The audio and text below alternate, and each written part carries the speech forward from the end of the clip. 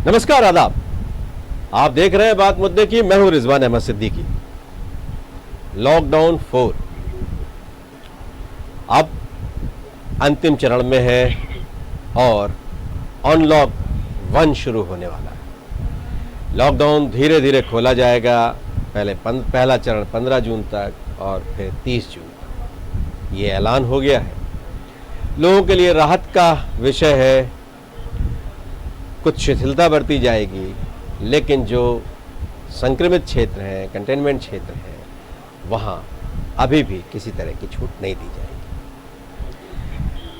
इस सब के बीच आने वाले दिनों में लोग किस तरह से इससे उभरेंगे, अर्थव्यवस्था कैसे पटरी पे आएगी, ऐसे बहुत से सवाल एक बार फिर हमारे सामने खड़े हैं। और यही हमारा आज का विशेष अनलॉक 1। इस विषय पर हम चर्चा करें उससे पहले देखिए हमारी ये रिपोर्ट। ये काउंटडाउन का समय है, इसलिए देखिए लॉकडाउन 4 के काउंटडाउन में क्या कुछ हुआ और आने वाले दिनों में क्या कुछ होने वाला है। कोरोना संक्रमण से निपटने के लिए लागू लॉकडाउन में 31 मई के बाद सख्ती जारी रखी जाए या नहीं, इसका फैसला केंद्र सरकार की तरफ से राज्यों पर छोड़ने के आसार हैं। 1 जून से लॉकडाउन के 5वें चरण को लेकर शुक्रवार को प्रधानमंत्री नरेंद्र मोदी और गृह मंत्री अमित शाह ने आपस में महामंथन किया। दोनों शीर्ष नेताओं ने लॉकडाउन हटाने के फायदे और नुकसान की समीक्षा की। माना जा रहा है कि जल्द ही केंद्र सरकार लॉकडाउन 5 को लेकर स्थिति स्पष्ट कर देगी। कोरोना से देश में सबसे ज्यादा प्रभावित 30 में से 11 शहरों में खासतौर पर इस वायरस से निपटने की तैयारियों पर ज्यादा ध्यान दिया जा रहा है। संबंधित शहरों से जुड़े राज्यों के मुख्यमंत्रियों, मुख्य सचिवों, डीएम और नगर आयुक्तों के सुझाव की भी समीक्षा की गई। इन शहरों में मुंबई, चेन्नई, दिल्ली, अहमदाबाद, ठाणे, पुणे, हैदराबाद, कोलकाता, हावड़ा, इंदौर, जयपुर, जोधपुर, चेंगलपट्टू और तिरुवल्लुवर शामिल हैं। ऐसा हो सकता है लॉकडाउन 5। 13 बेहद प्रभावित शहरों और रेड जोन को छोड़कर बाकी छूट संभव। इन जगहों पर सभी तरह की गतिविधियां की जाएंगी चालू। अंतर्राष्ट्रीय फ्लाइट, मॉल्स या सिनेमा हॉल को करीबी राजनीतिक जमावड़े पर रह सकती है रोक। सार्वजनिक स्थानों पर मास्क पहनना और सोशल डिस्टेंसिंग होगी अनिवार्य। स्कूल खोलने या मेट्रो ट्रेन दोबारा चालू करने पर राज्यों को दी जा सकती है छूट। लोगों को धर्मस्थलों पर जाने की भी छूट दिए जाने की संभावना। केंद्र सरकार 31 मई को खत्म हो रहे लॉकडाउन के चौथे चरण के बाद कोरोना से बहुत अधिक प्रभावित 13 शहरों और रेड जोन को छोड़कर अन्य इलाकों में हर तरह की गतिविधियां शुरू करना चाहती है। सरकार की रणनीति इन 13 शहरों में कोरोना की चेन को तोड़ने के लिए बड़ी रणनीति बनाने की है, तो वहीं इलाकों में धार्मिक गतिविधियां, यातायात और व्यापार से संबंधित छूट देने की भी है।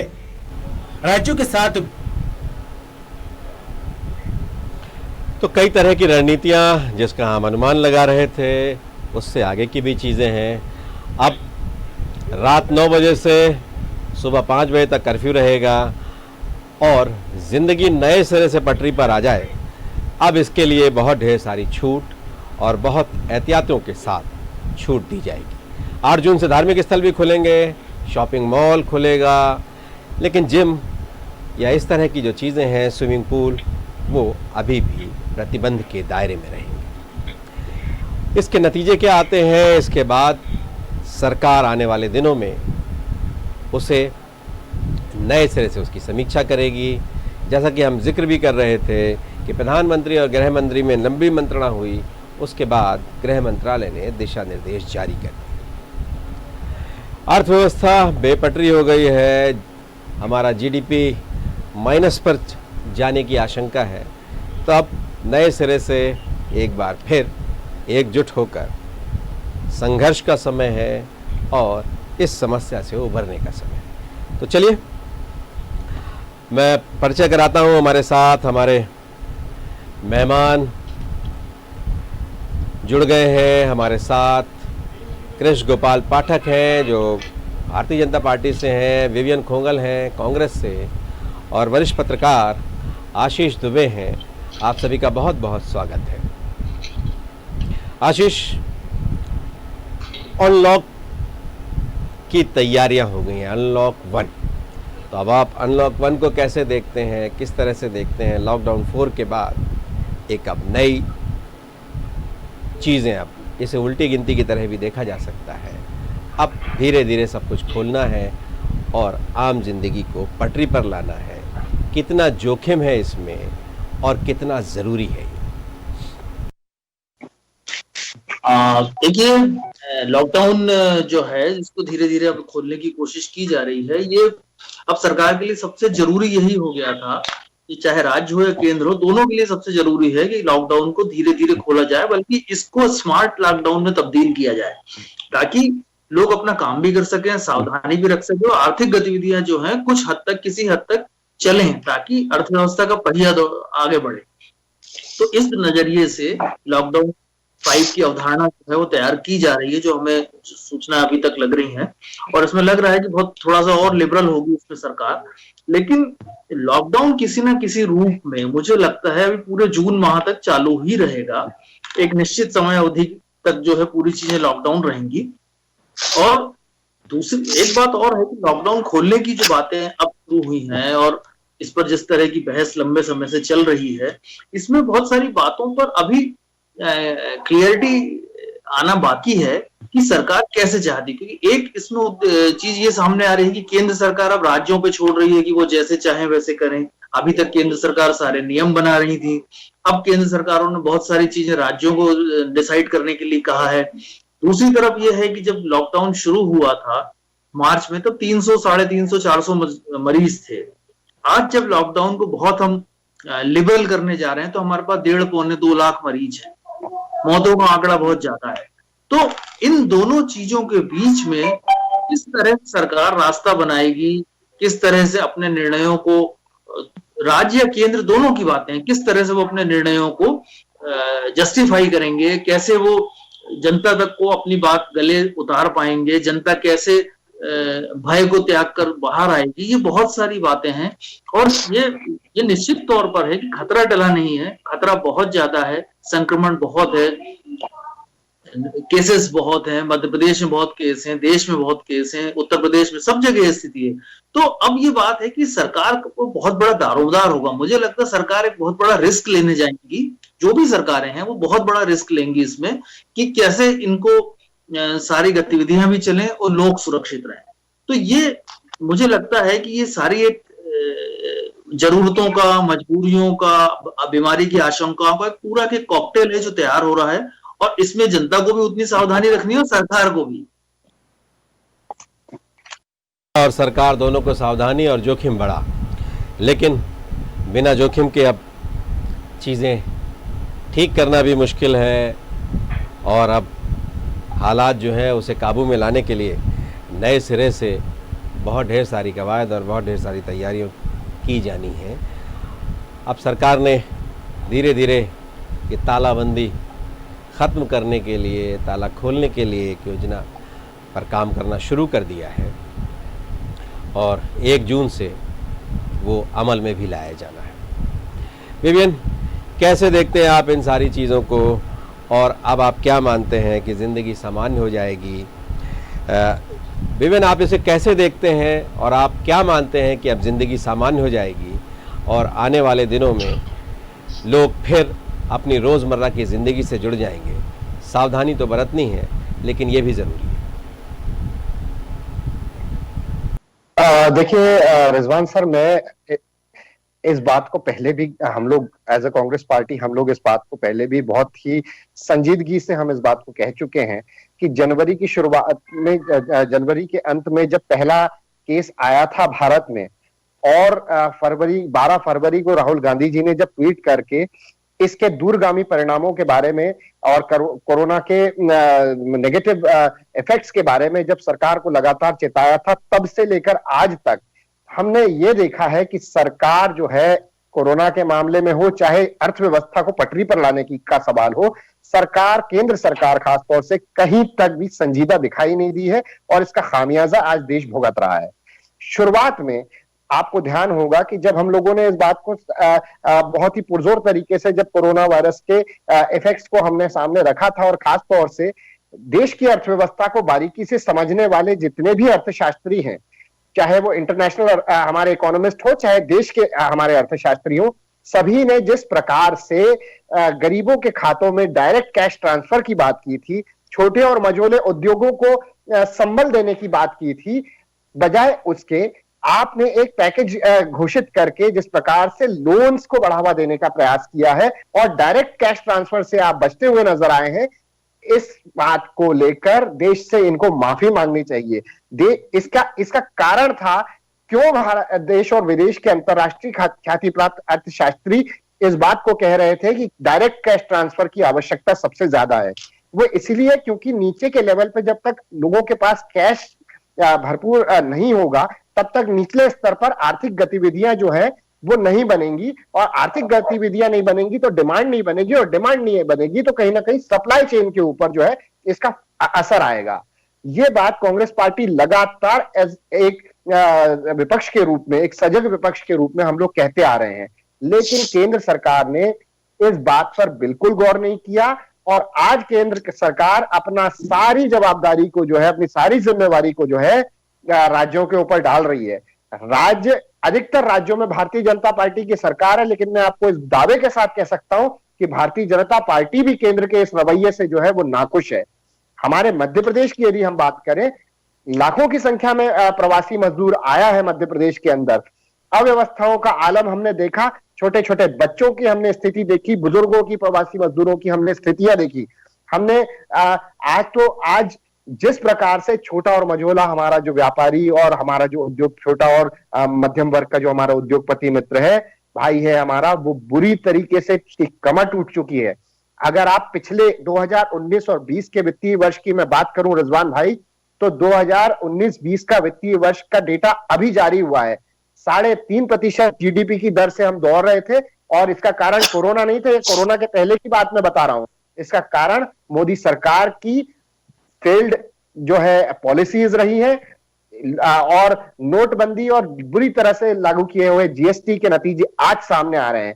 और कोरोना के बाद तो ये संकट जो है ये भयावह रूप में मुझे इस पर जवाब ले लेने दीजिए। विवेन, मुझे इस पर जवाब ले लेने दीजिए। क्या कहेंगे कृष्ण गोपाल पाठक, अब अनलॉक की तरफ हम बढ़ रहे हैं, एक नई टर्मिनोलॉजी आ गई, लॉकडाउन के बाद अनलॉक। तो अब अनलॉक करेंगे हम, धीरे धीरे शनै शनै हम ज़िंदगी को फिर पटरी पर लाएंगे, ट्रेनें भी पटरी पर आएंगी, हवाई जहाज़ भी आसमान में होंगे, काम धंधे भी शुरू होंगे, मज़दूर भी घर पहुंचेंगे और घर से कुछ अपने काम पर भी रवाना होंगे। तो अब ज़िंदगी फिर पटरी में लाने की कोशिश शुरू हो गई है, कवायद शुरू हो गई। देखिए रिजवान भाई, आज जिस महामारी का सामना दुनिया कर रही है, हमारा देश कर रहा है, हमारा प्रदेश कर रहा है, वह वास्तव में एक वैश्विक महामारी है। और चाहे अर्थव्यवस्था हो, चाहे लोगों के जीवन जीने के तरीके हो, सब में इस महामारी ने एक बदलाव लाने का काम किया है। और हम सबको अब आने वाले कई दिनों तक, कुछ महीनों तक इस नए बदलाव में नए तरीके से जीवन जीने की आदत डालना पड़ेगी। जहां तक राज्य सरकार और केंद्र सरकार के संबंधों की बात है, मेरे मित्र ने जो कांग्रेस के यहाँ बैठे हैं उठाने का काम किया है। कांग्रेस की परेशानी यही है कि इनके मुख्यमंत्री कुछ बोलते हैं, इनके नेता कुछ बोलते हैं, इनके राष्ट्रीय प्रवक्ता कुछ बोलते हैं, प्रदेश के लोग कुछ बोलते हैं। आपको ध्यान होगा, लॉकडाउन एक के बाद लगातार प्रधानमंत्री नरेंद्र मोदी जी ने कम्युनिकेशन बनाने के लिए सभी राज्यों के मुख्यमंत्रियों से वार्तालाप जारी रखा है। हर लॉकडाउन के पहले उन्होंने राज्य सरकारों की मंशा पूछी है, और कहीं कहीं पर यह भी बोला है कि राज्य अपनी यहाँ की राज्य की स्थिति देखते हुए लॉकडाउन के संबंध में केंद्र सरकार की गाइडलाइन का पालन करते हुए अगर कुछ निर्णय लेना चाहें तो वे ले सकते हैं। सभी राज्यों के मुख्यमंत्रियों ने, उसमें अमरिंदर सिंह कांग्रेस के पंजाब के मुख्यमंत्री हैं, अशोक गहलोत जी राजस्थान के मुख्यमंत्री हैं, इन राज्यों के मुख्यमंत्रियों ने जहां जहां कांग्रेस पार्टी की सरकार है, हर बार प्रधानमंत्री जी से कम्युनिकेशन स्थापित करते हुए अपने राज्य की स्थिति की भी ब्यौरा रखा है। साथ ही हम लॉकडाउन को और आगे बढ़ाना चाहते हैं, यह भी मंशा अपनी व्यक्त की है। अब कांग्रेस के नेतागण, मुख्यमंत्रियों के नेतागण से अपनी बात अलग तरीके से क्यों रखते हैं, इसका जवाब वो अच्छी तरीके से दे सकते हैं। दूसरी बात, प्रदेश में आज जहां तक इस संकट के कारण लोगों के जनजीवन पर असर पड़ा है वह बहुत व्यापक है। आज की स्थिति में राज्य सरकार लगातार प्रवासी मजदूरों से लेकर स्थानीय मजदूरों, श्रमिकों, किसानों सबके हित में कई कल्याणकारी कार्य कर रही है और करने वाली है। केंद्र सरकार भी लगातार, चाहे वह किसान सम्मान निधि के माध्यम से किसानों के अकाउंट में फंड ट्रांसफर करने का मामला हो, कर चुकी है।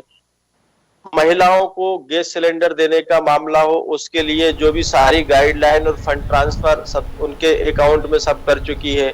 दूसरी, जिस प्रकार की लोगों को राशन देने की सुविधाएं लगातार चिंता कर रही है, और आज हमें कहते हुए खुशी है कि देश में मोदी सरकार ने लगभग 80 करोड़ लोगों को, गरीबों को, श्रमिकों को, ग्रामीण जनों को राशन उपलब्ध कराने का भी काम किया है। जहां तक प्रवासी मजदूरों के आवागमन के लिए अभी तक लगभग 3500 ट्रेन चल रही हैं, और यह सब राज्यों की मर्जी से उनकी मंशानुसार हो रहा है। और ऐसा भी नहीं है कि जो प्रवासी मजदूर हैं उन पर केंद्र सरकार की तरफ से कोई किसी भी प्रकार का ट्रेनों के किराए के संबंध में बोझ लादा गया हो। उन्होंने स्पष्ट गाइडलाइन दी थी 85% केंद्र सरकार उसका खर्चा उठाएगी, 15% राज्यों को उठाना पड़ेगा, सिर्फ 15%। लिस्ट जितने राज्य सरकार ट्रेनों की या पैसेंजरों की केंद्र सरकार को सौंपेंगे, उसी अनुसार केंद्र सरकार राज्यों को ट्रेन प्रोवाइड करने का काम करेगी। बहुत सारे स्तर पर, चाहे वह आर्थिक पैकेज के द्वारा हो, चाहे राज्यों से संवाद स्थापित करके हो, केंद्र सरकार सबके हित में काम कर रही है। और राज्य सरकार भी यहाँ पर सभी राज्य सरकारें देश की प्रशंसा की पात्र हैं। कहीं कहीं चूक हो रही है उनसे, लेकिन निश्चित तौर पर जब लोग उनका ध्यान उनकी तरफ आकृष्ट कराते हैं तो सभी राज्य सरकारें उसको भी सुधारने का काम कर रही है। रिजवान भाई, वास्तव में यह समय इतना विकट और विकराल है, इतना भयावह है कि इन सब से हम आपसी सामंजस्य के द्वारा ही निकलने का रास्ता निकाल सकते हैं। निश्चित तौर पर जो काम करता है उससे कहीं ना कहीं कमी होगी। विपक्ष का काम है सरकार को उसके बारे में अवगत कराना कि हम ऐसा कर सकते हैं, ऐसा कर सकते हैं। सरकार को भी उसका स्वागत करना है और करना चाहिए। लेकिन जब इन सब बातों को लेकर केश गोपाल, विवियन ने कुछ सवाल खड़े किए थे, उस पर कुछ कहना चाहेंगे आप?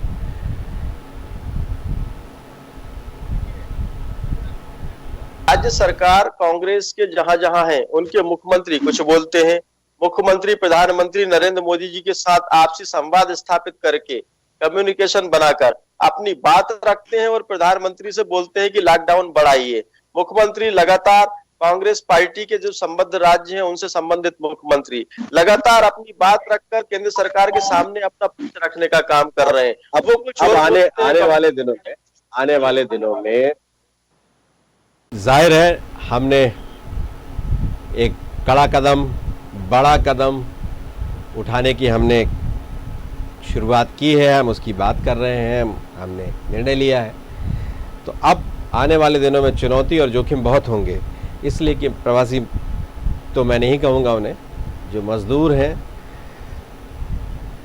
वो अब नए सिरे से अपने अपने घरों में पहुँच रहे हैं, और बहुत तरह की चीज़ें हैं, और बहुत बड़े पैमाने पर लोग पहुँच रहे हैं। और आने वाले दिनों में नए सिरे से संक्रमण बढ़ेगा। जैसे आशीष दुबे भी कह रहे थे कि जब हमने लॉकडाउन किया था उस समय की संख्या और अब की संख्या में ज़मीन आसमान का अंतर है, बड़ा अंतर है।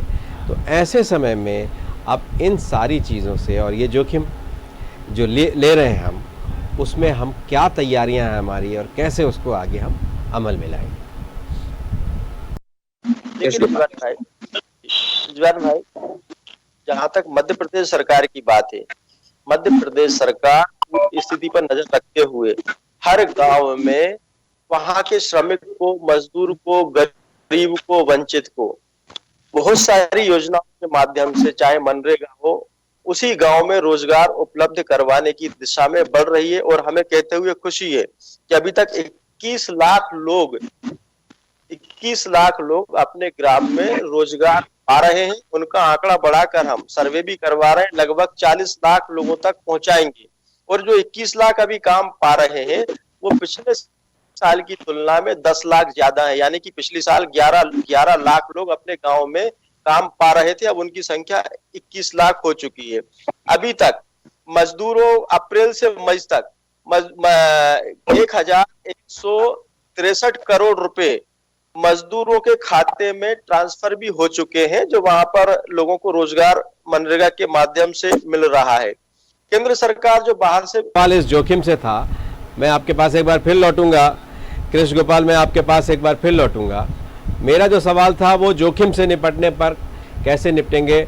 विवेन, आप कुछ कहना चाहते हैं? कृष्ण गोपाल पाठक ने बहुत लंबी चौड़ी, बहुत ढेर सारी बातें बताई। आप पॉइंटेड कोई बात कहना चाहें तो जल्दी से कहिए। Sir, Rizwan sir, Bharatiya Janata party की, देश के प्रधानमंत्री की और मध्य प्रदेश के मुखिया शिवराज सिंह चौहान जी की बातें दो मुही, दोगली और इस प्रदेश की और देश की जनता को भ्रमित करने वाली होती हैं। इसका उदाहरण मैं आपके सामने प्रस्तुत करना चाहता हूं कि जब पहला लॉकडाउन हुआ था तो इस देश के प्रधानमंत्री ने नेशनल टेलीविजन पर आकर सबके सामने ये बात कही थी कि 21 दिनों तक घर में रहिए, नहीं तो देश 21 साल पीछे चला जाएगा। तो देश के प्रधानमंत्री जी ने जब ये बात कही थी तब इस देश ने उनको सर आंखों पर उनकी बात को रख के लॉकडाउन का पूर्ण रूप से पालन किया था। क्या हुआ? देश में जहां पे 300 मरीज थे, आज बढ़कर देश विश्व के अंदर टॉप 10 सबसे ज्यादा संक्रमित देशों की सूची में जाकर शामिल हो गया। इसका मतलब सीधा सीधा यह है कि जो लॉकडाउन का पर्पस था वो रिजॉल्व नहीं हुआ है और लॉकडाउन जो है वो फेल हुआ है पूरी तरीके से। इसके बावजूद जो हमारे ये लोग जिस प्रकार से पैकेज की बात आई, 20 लाख करोड़ का आर्थिक पैकेज, 10% जीडीपी के 10% के बराबर जनता को संबल देने का काम करने की बात की इन्होंने, लेकिन 10% नहीं, वो निकला 1% जीडीपी का, और बाकी सब लोन में ये लोग उसको खोज करने का कार्य कर रहे थे। 16,000 करोड़ रुपए हमने दे दिए, इस प्रकार की बात मुख्यमंत्री जी ने इस मध्य प्रदेश की जनता से की थी। आप रिकॉर्ड उठा के देख लीजिए कि 16,000 करोड़ रुपए कहां खर्चा हुआ है। आज पीपीई किट में की जगह तो आप पन्नी की पीपीई किट पहना रहे हैं, आप कोरोना वॉरियर्स की सहायता तो कर नहीं पा रहे और 16,000 करोड़ रुपए देने की बात कर रहे हैं। प्रवासी मजदूरों के खातों में कभी आपने एक नया पैसा आप डलवा नहीं पाए। आपने किसानों के खातों में डायरेक्ट कैश ट्रांसफर की बात की थी, किसान आज लंबी लंबी लाइनें लगा के मंडियों के बाहर खड़ा हुआ है, 2-2 किलोमीटर की लाइनें लगी हुई है। ये किस प्रकार की आप लोग आर्थिक सहायता की बात करते हैं? आप लोग के पास में सारा डेटा मौजूद है। मेरा सवाल यह है कि अब अनलॉक की तरफ हम बढ़ रहे हैं, अब आप उसमें क्या देखते हैं? कृष्ण गोपाल पाठक कह रहे हैं कि राज्य सरकारों से राय मशवरा लेकर किया है केंद्र सरकार ने। राज्य सरकारें चाहती हैं कि अभी भी लॉकडाउन जारी रखा जाए, राज्य सरकारों के सलाह पर किया जा रहा है, तो उसमें अब क्या कहेंगे आप? राज्य सरकारें तो चाहती हैं, आपकी भी जो शासित राज्य सरकारें हैं वो भी ये चाहती हैं। प्रत्येक राज्य की अलग अलग परिस्थितियां हैं। गुजरात और महाराष्ट्र जैसे स्टेट्स के अंदर जहां पे लगभग 50 से 60% इस देश के टोटल संक्रमितों में से संक्रमित मौजूद हैं, उनकी परिस्थितियां कुछ अलग होंगी। छत्तीसगढ़, केरल और अन्य ऐसे राज्य हैं जिन्होंने इस पर मजबूती से कार्य करके इसको जो है कंट्रोल में करने का बहुत अच्छा प्रयास किया है, तो उनकी रणनीति कुछ और होगी। तो प्रत्येक राज्य की रणनीति कुछ और होगी सर। और इसमें सबसे बड़ी बात है, न केवल राज्य के स्तर पर, जिले के स्तर तक, ग्राम पंचायत के स्तर तक, मैं तो कह रहा हूं माइक्रो लेवल तक जाकर इसकी रणनीति अलग तरीके से बनानी होगी। और जहां पर आप चाइना से कंपीट कर आत्मनिर्भर बनने की बात कर रहे हैं, तो मैं आपको बता दूं कि 2019-20 का जीडीपी का रिकॉर्ड ये कहता है कि हमारी manufacturing growth rate already minus में चल रही है। तो हम उसको किस प्रकार से हम लोग अपनी मैन्युफैक्चरिंग ग्रोथ रेट को माइनस से 0 तक और 0 से प्लस पॉजिटिव तक लेके जाएंगे, उसकी रणनीति तो केंद्र सरकार को बनानी है सर। तो यहां पर हमें राज्यों का और केंद्र सरकार का एक ऐसा समन्वय चाहिए जो पिछले 2 महीने में हमें देखने को नहीं मिला है। हमारे राज्य और केंद्र सरकारों में समन्वय बनाने में केंद्र सरकार का बहुत बड़ा फेलियर रहा है सर। खास तौर से सप्लाई चेन मैनेजमेंट की यदि मैं बात करूं और आदरणीय आशीष दुबे जी हमारे बड़े भाई इस बात से एग्री करेंगे कि यदि हम लोग हमारे सप्लाई चेन मैनेजमेंट की बात करें तो सरकार उसमें पूरी तरह से फेलियर साबित हुई है। खासतौर से मध्य प्रदेश की सरकार बहुत बुरी तरह से फेलियर हुई है जब हम सप्लाई चेन की बात करते हैं। आशीष जी, आप क्या कहेंगे? विवियन ने सवाल खड़े किए हैं, केजी पाठक ने बहुत ढेर सारी चीज़ें बताई हैं, उन्होंने भी बहुत सा उल्लेख किया है। आप क्या कहेंगे? कोई सवाल हो आपका केश गोपाल पाठक से तो वो भी आप कर सकते हैं। मैं इन सब चीजों को इस नजरिए से देखता हूं कि अब जबकि देश एक लिबरल लॉकडाउन की तरफ बढ़ रहा है, एक आजादी भरा लॉकडाउन, काम करने की आजादी के लॉकडाउन की तरफ देश को उस तरफ ले जाया जा रहा है, लेकिन ये उस स्थिति में मैं फिर उसको रिपीट करूंगा कि जब जब बीमारों की संख्या बहुत ज्यादा है, तो उसमें क्या ये नहीं हो सकता था कि जब लॉकडाउन जब शुरू किया था तभी स्मार्टली उसको लगाया जाता? पहली बात। दूसरी बात, ताकि लोग चलते रहते, अर्थव्यवस्था ध्वस्त नहीं होती, क्योंकि जो रिस्क हम आज लेने जा रहे हैं वो रिस्क तो तब भी था। तो ये उस वक्त भी ये सोचने की बात है। देखिए, अब चूंकि मामला ऐसा है तो इस तरह कई सवाल उठेंगे, लाजमी लोगों के मन में इस तरह की भी सवाल उठेंगे, तो उस तरह से मैं सोचता हूं कि ये रिस्क उस समय भी हम ले सकते थे क्या।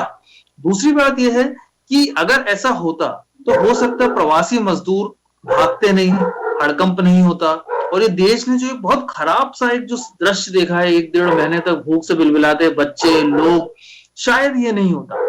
अब उस वक्त जो सर्वश्रेष्ठ निर्णय लेने की स्थिति रही होगी नीति नियंताओं की या जो भी होगी, वो उन्होंने लिया होगा। लेकिन ये बात आती है कि इस तरह से यदि हम स्मार्टली लॉकडाउन लागू करते, कुछ और देश हैं जिन्होंने इस तरह से किया है, हमारे देश में केरल का एक मॉडल है, जर्मनी का वहां पर एक उदाहरण है, कई लोगों ने इस तरह से अलग अलग रास्ते निकाल करके गतिविधियों को बरकरार रखा और लोगों में पैनिक नहीं होने दिया।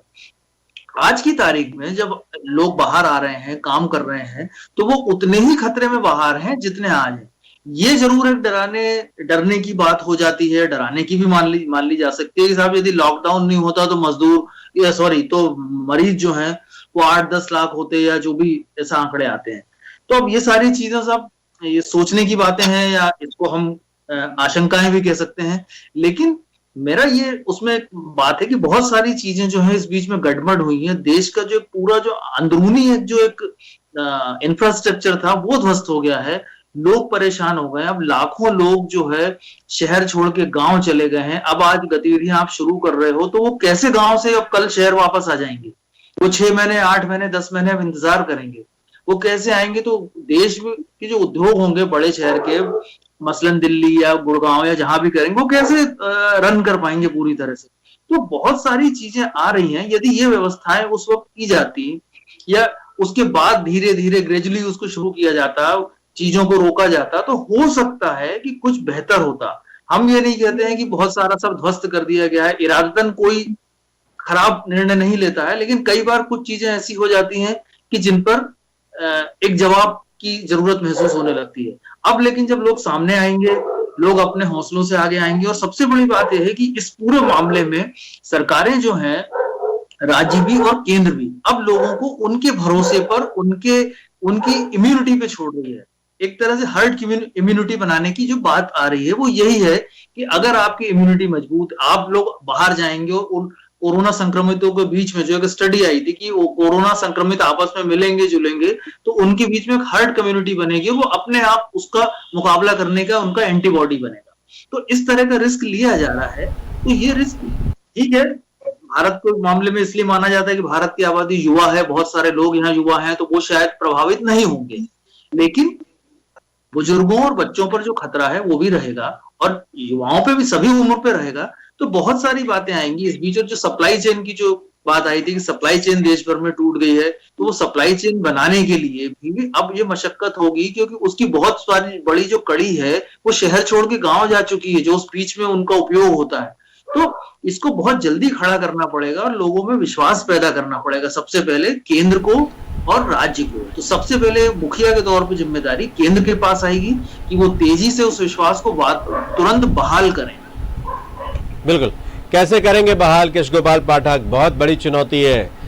लोग संकट में आए, परेशान हुए, अविश्वास पैदा हुआ और अपने अपने घर की तरफ बढ़ गए, और ऐसे संकट के दौर में दोबारा कोई वापस लौटेगा, ये संशय की स्थिति है। जितने बड़े पैमाने पर संसाधन जुटाने की बात की जा रही है ले जाने के लिए, उससे कहीं और बड़े पैमाने पर, इसलिए कि बहुत बड़े पैमाने पर लोग पैदल भी अपने अपने घरों पर पहुंच गए हैं और वो उनके लिए बहुत दुखद और बेहद भयावह है। इसलिए वो एकदम से लौटेंगे और उनके बिना लौटे ये चेन सिस्टम, अन्य तरह के सिस्टम, हमारी अर्थव्यवस्था, हमारे काम रोज़गार, ये सब चीज़ें बेहद अस्त व्यस्त रहेंगी जब तक हम फिर उस तरह से उसी अंदाज में काम की शुरुआत नहीं करते। चुनौती बड़ी है, कैसे करेंगे इसको, और क्या अगर वक्त रहते हम लोगों को समझा पाते, वो समझ पाते, तो शायद अब जब हम अनलॉक की तरफ बढ़ रहे हैं तो हमें वैसा ही वातावरण नहीं मिलता, वैसा मिलता जैसा पहले था। रिजवान भाई देखिए, चुनौती वास्तव में बहुत, और भारत जिन चुनौतियों का सामना कर रहा है, आज हमारे लिए यह देखना जरूरी हो गया है कि इन चुनौतियों से हम किस प्रकार बाहर निकलने का रास्ता तैयार करते हैं। और यहाँ पर हमें यही बात भी गौर करने लायक दिखाई देगी कि केंद्र सरकार लगातार सारी चुनौतियों को ग्रामीण स्तर तक एक माइक्रो मैनेजमेंट के जरिए पहुंचा भी रही है, पहुंचाने के लिए कदम भी उठा रहे हैं। और आने वाले समय में अभी ये सब कुछ खत्म नहीं हुआ है। जिस प्रकार से बातें की जा रही हैं, 2 लाख करोड़ का जो आर्थिक पैकेज केंद्र सरकार ने दिया है, हम स्थिति पर नजर रखते हुए लगातार उसमें कई सुधार भी करेंगे, उसमें बढ़ोतरी भी करेंगे। देश की जनता को, चाहे वे गरीब हो, चाहे किसान हो, चाहे मजदूर हो, चाहे वंचित हो, चाहे शोषित हो, चाहे व्यापारी हो, चाहे कर्मचारी हो, किसी भी वर्ग को सरकार के द्वारा सहायता ना मिल सके ऐसा आप कहीं भी देख नहीं पाएंगे। हर वर्ग को सहायता मिलेगी। अभी प्रवासी मजदूरों की परेशानियों को लेकर बात हो रही है। निश्चित तौर पर जो राज्य जागरूक थे, जिनका मैनेजमेंट अच्छा था, वहां पर अपवाद स्वरूप ही कुछ घटनाएं सामने आई हैं। उसमें मध्य प्रदेश भी एक है। आप बताइए, मध्य प्रदेश में अगर मध्य प्रदेश के मजदूरों को एक गांव से दूसरे गांव या अपने गांव जाने के लिए परेशानी का सामना करता हुआ किसी ने देखा हो? मध्य प्रदेश सरकार ने औरंगाबाद में 16 लोग, औरंगाबाद में घटना हुई। मैं बता रहा हूँ ना आपको, आशीष जी, मैं उसी तरफ जा रहा हूँ।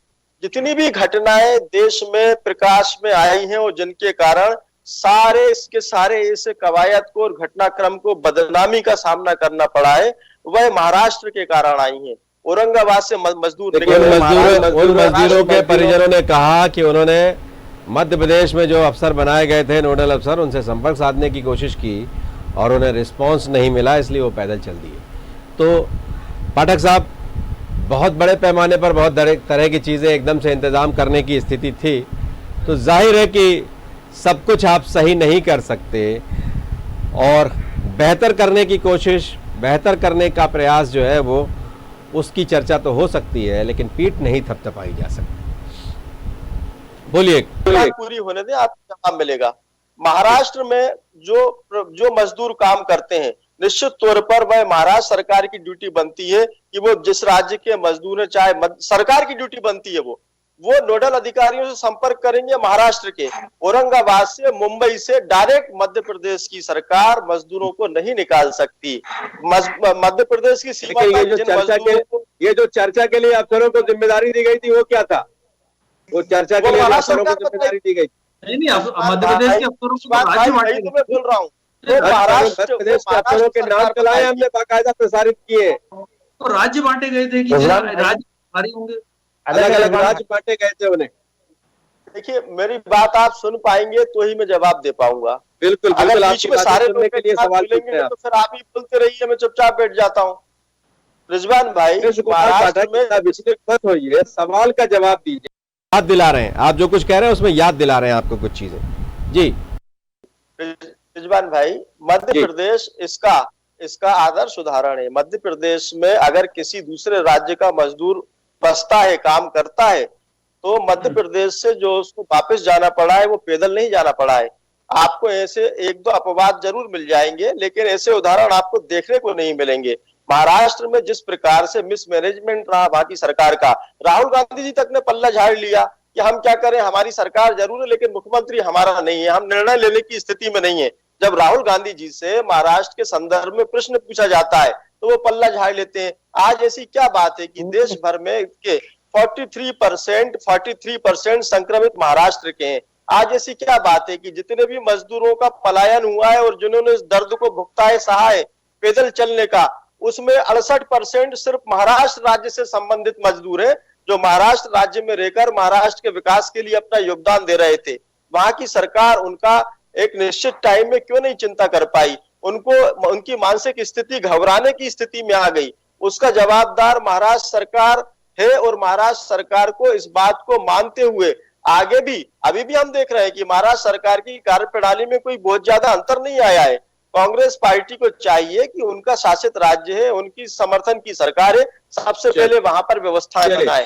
सबसे पहले आप लगातार कह रहे थे कि सारी सरकारों ने अच्छा काम किया, सबने अच्छा काम किया है, सबने समन्वय से काम किया है, लेकिन आप अंत में जब अंतिम प्रतिक्रिया देने का समय आया तो आपने सारा सवाल महाराष्ट्र पर खड़ा कर दिया। मेरी मजबूरी है, मुझे विवियन हाथ उठा रहे हैं और चूंकि मुझे लगा था कि आप कंक्लूड करने की दिशा में बढ़ेंगे, लेकिन अब चूंकि अब आपने नए सवाल खड़े कर दिए तो एक बार विवियन संक्षिप्त में कहिएगा और इतनी ही बातों पर कहिएगा। महाराष्ट्र में सबसे ज़्यादा लोग भटके हैं, महाराष्ट्र से सबसे ज़्यादा लोग परेशान हैं और आपने महाराष्ट्र में उस तरह का इंतजाम नहीं किया।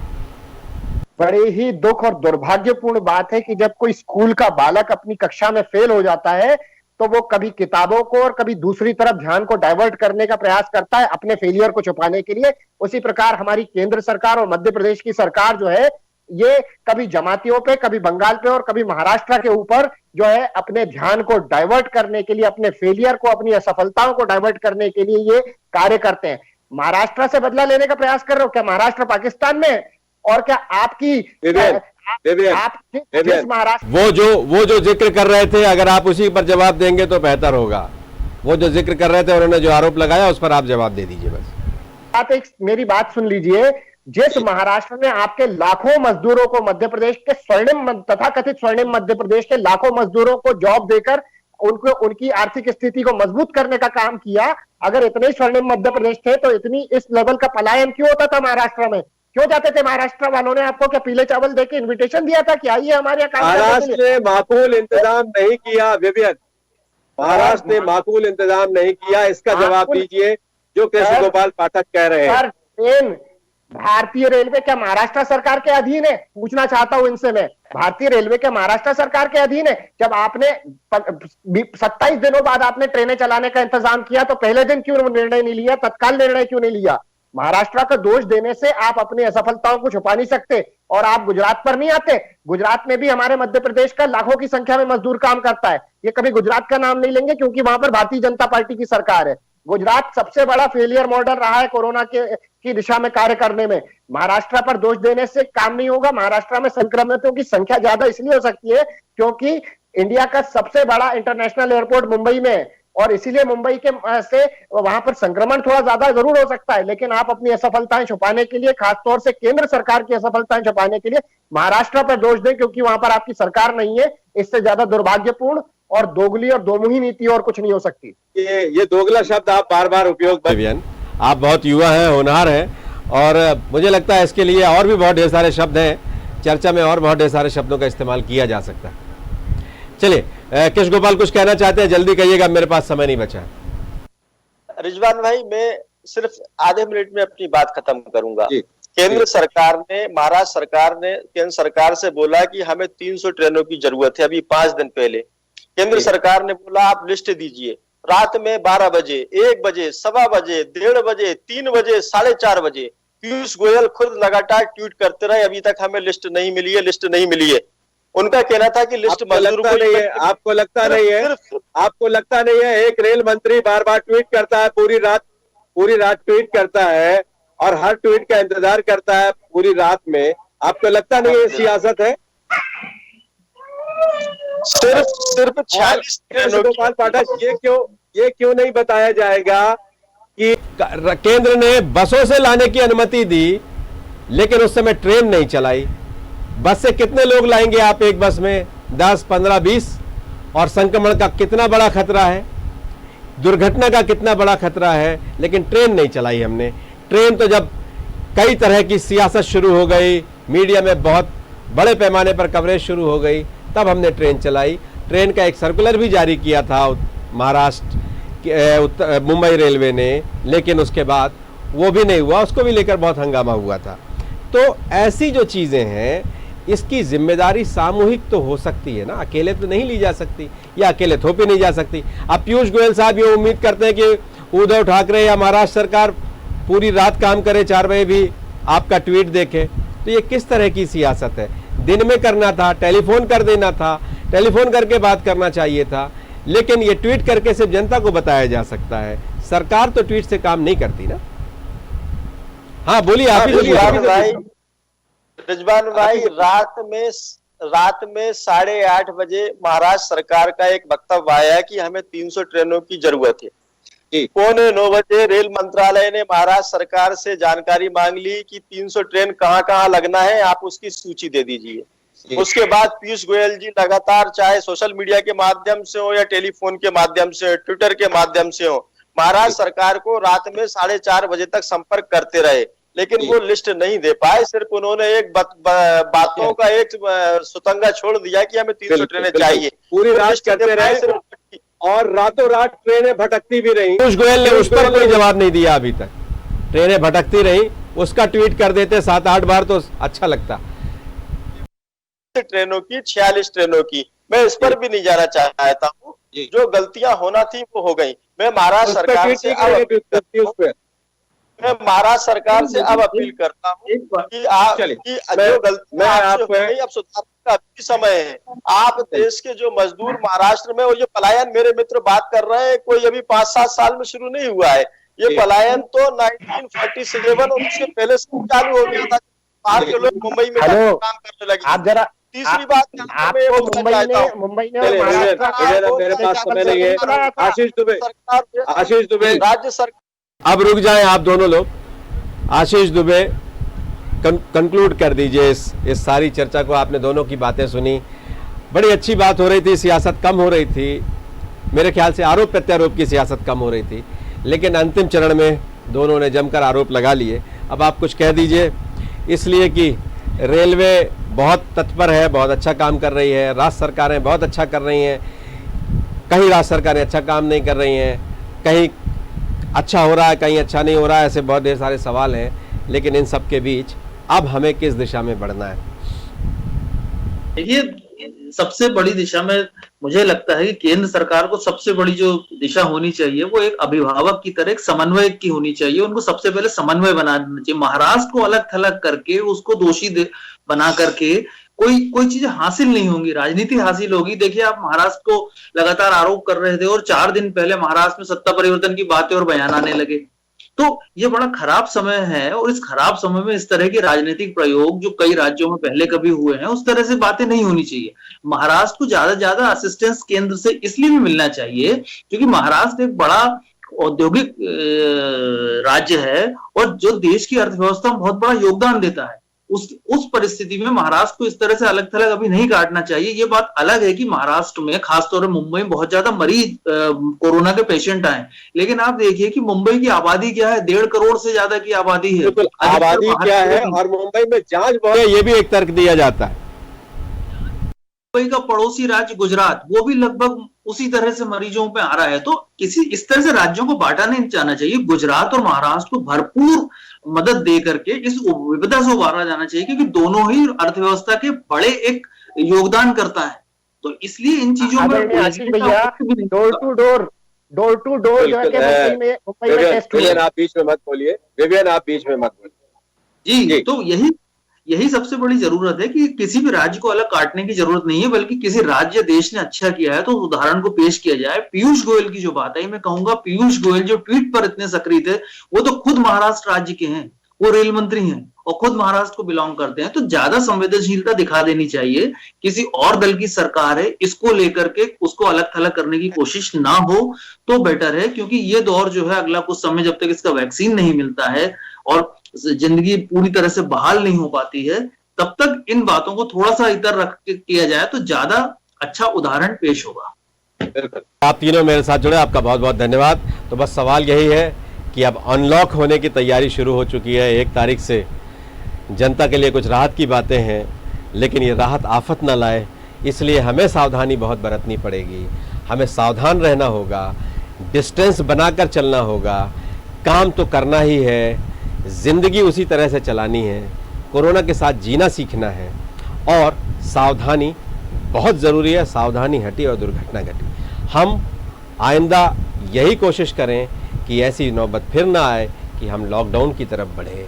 अब हम अनलॉक की तरफ बढ़ रहे हैं तो अनलॉक होता चले और ज़िंदगी पटरी पर आए, अर्थव्यवस्था पटरी पर आए और आम जनजीवन फिर उसी तरह से व्यस्त हो जाए अपनी अपनी ज़िंदगी में। लेकिन अब भूलिएगा मत कि कुछ चीज़ें याद रखनी होंगी और कुछ हमने नई चीज़ें सीखी हैं, नए अनुभव सीखे हैं। पर्यावरण बचाना भी सीखा है, स्वयं को बचाना भी सीखा है, बेहतर ढंग से हाथ धोना सीखा है, मुंह धोना सीखा है। तो इन सब चीज़ों को भी अब ज़िंदगी का हिस्सा बना लीजिए। और कोरोना एक ऐसा संकेत है, उसने हमें सिखाया है, समझाया है, बताया है कि ज़िंदगी लापरवाही से नहीं, जिम्मेदारी से जीनी है। हमारे इस कार्यक्रम में बस इतना ही। खबरों का सिलसिला जारी रहेगा। हम कल फिर मिलेंगे एक नए मुद्दे के साथ। तब तक मुझे दीजिए।